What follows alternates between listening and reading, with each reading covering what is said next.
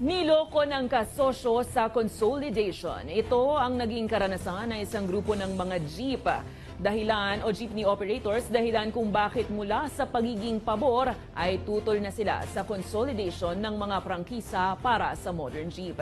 Ito rin ang kinatatakutan ng ilang jeepney operators at super, kaya't nagmamatigas sila na huwag naman silang piliting bumili ng mamahaling modern jeep.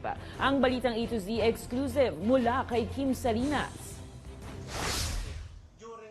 Dating pabor sa PUB Modernization Program ng pamahalaan, ang grupo ni Mang Romel na Guadalupe First Taguig Integrated Operator Drivers Association. Kaya naman noong 2019 ay pumayag ang grupo na ipakonsolidate ang nasa 57 sa kanilang mga prangkisa. Kapalit ang pagsali ng 30 dito sa modern jeep na bumabiyahing FTI tenement.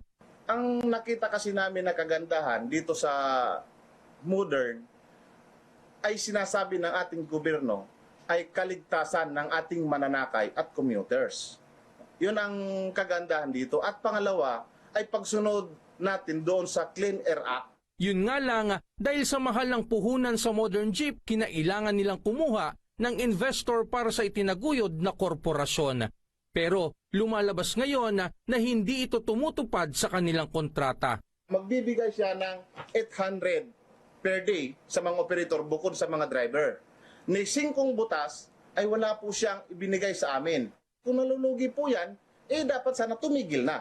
Nagsarado na ang kumpanya. Hindi naman po So talagang inuunsi kami. Yun ang mali na doon. Na masakit sa amin kalooban ng mga operator. Humihingi sila ng dialogue sa naturang investor na Auto Resources Trading Corporation na pagmamay-ari ng isang Chinese, pero hindi raw sila sinasagot. Iniingi rin ng ating news team ang panig ng naturang kumpanya sa likod ng Wally Bus, pero tumanggi silang humarap sa amin. Sinusubukan na lang ngayon ni Romel na ipetisyon sa LTFRB upang habulin at i-withdraw ang kanilang consolidation sa Wally Bus.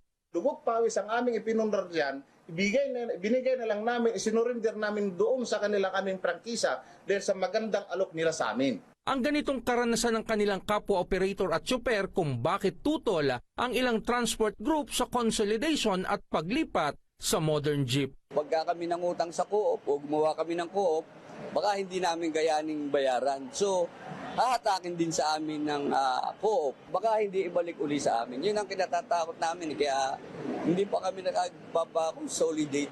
Paulit-ulit nilang hiling imbis na consolidation at mamahaling modern jeep, sana raw ay payagan na lang sila i-upgrade ang kanilang mga traditional na unit.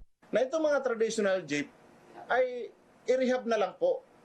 Susunod naman kami doon sa panuntunan sa Philippine National Standard na itaas ang ceiling, ang pintuan ay nasa gilid at maayos para sa kaligtasan ng mananakay. Pwede po yung aming sasakyan na jeep ang gamitin lang. Kasi po, pagka gumamit po kami ng modernization, ay sobrang mahal naman po nun. Halos nasa 3 milyon. And then, yung biyahe namin dito is 2 kilometers lang mahigit. Bilang pagtutol sa consolidation at phase-out sa traditional na jeep, kaliwat kanan pa rin ang tigil pasada at kilos protesta ng naturang sektor.